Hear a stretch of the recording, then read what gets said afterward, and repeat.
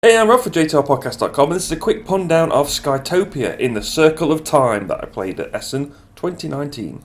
It's a game for 2 to 4 players, plays in about 40 to 60 minutes, but that first game is going to take a while. There's a lot of symbols in this game.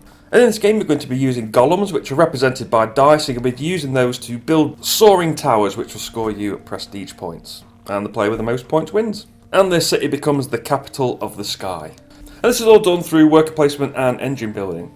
So a turn is very simple. Basically, you are going to get one of your golems. You don't roll them, you choose the side you want to play, and you place it on any card of those available to you, and you take the action on that card. Now, obviously, it's not as simple as just selecting the highest number on your die and hoping that's going to be good enough. There is this wheel. Let's zoom in on this wheel and take a look at it. Let's freeze it there. And you can see the numbers of the dice in the middle. Around the outside is the cost. So at the moment, if I wanted to place a 4 would cost me 0. If I wanted to place a 3, it would cost me 1 money, a 2, 3 money, etc. Now, what we're looking at here at the top is the 5, and that says now. So what you do at the beginning of your turn, before you place a die, is you'll look at all your die on the cards in the play area. And on this turn, if you've got any that are a 5, you're going to take that building and you're going to put it into your tableau. And as the buildings are of 4 different colours, you put it into your tableau and you build this tower upwards. And each of the cards you're going to add to your tower is going to have its own ability. It's also, each colour has their own foundation, which is printed on your player board. And when you add a card to your tower, you activate each card in order from your foundation upwards.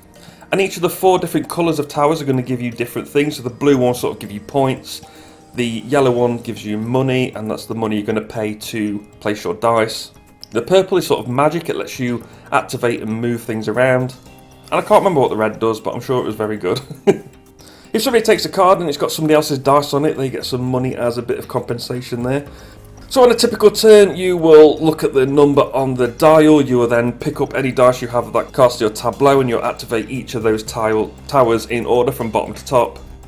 And then you'll take one of your golems and you'll choose the number, pay the cost if there is one, put it on a card and activate that card, and that's going to be your turn. And when the deck of cards runs out, the game is going to end. There are these 3 little goals at the top which give you something to aim for every game, and the player with the most prestige points wins, as I mentioned earlier. As for replayability, each of the player boards is slightly different. If I remember rightly, you also have this little token that slots in the bottom of your player board. Each of us had a different ability for that. We didn't use it, we did play as you should do. We played a reduced length and a reduced complexity demo game, so we didn't play with all the rules. We played with the reduced decks, which is a bit weird because it's an engine builder, so we didn't really get to fire our engine off much because the deck of cards ran out before we got to do anything, but that's fine. But yeah, you've got those 3 goals as well. They're going to add to the replayability because they're going to be different game to game, as well as the different order of the cards come out as well. The components are really nice. The cards weren't great quality, but you don't shuffle them. You shuffle them initially, then you lay them out, and then they go into your tower. It doesn't matter if they're marked too much, but everything else is cool. The dial's cool. The dice are, they're normal, plain old D6 dice, but they are very nice. And I love the style of artwork in this game.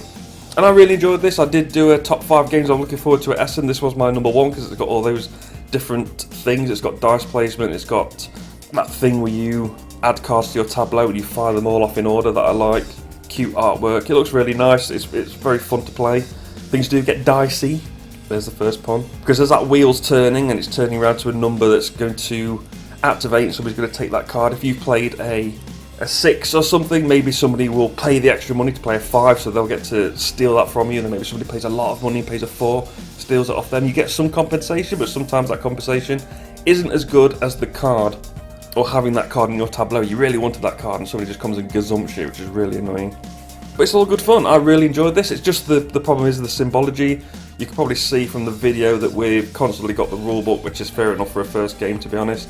But we've also got these helper cards, these cheat sheets, which are double-sided. There's loads of symbology. It's not all clear from first sight. There are some things like if it's got a hand underneath, it is income. If it's got a hand above, you have to pay that amount. And there's a symbol, which I think is a flag, which says that each other player does this and stuff like that. So there are some ways to help you remember or understand what the symbols are, but it's not always that straightforward. So Golem, more like go buy this game. This was really fun. Unfortunately, it sold out. I didn't get to play it till day 3, I think, at Essen, and it sold out on day maybe 1.5. Which was annoying. So Skytopia, more like Sky, hope you get this back in stock soon, Cosmodrome Games, because I really want to buy this. I want this in my collection. I thought it was really fun. it is quite cheap. It was only €22, and the box is a medium-sized box. It's not your big ticket to ride standard size. It's a bit smaller than that, which is good. It doesn't take up much shelf space. So that is Skytopia in the Circle of Time. Remember to like, share, and subscribe. You can follow me on Twitter at JTR Podcast, to find the blog at jtrpodcast.com. I've been Rob, aka Jester the Rogue, and I'll see you soon.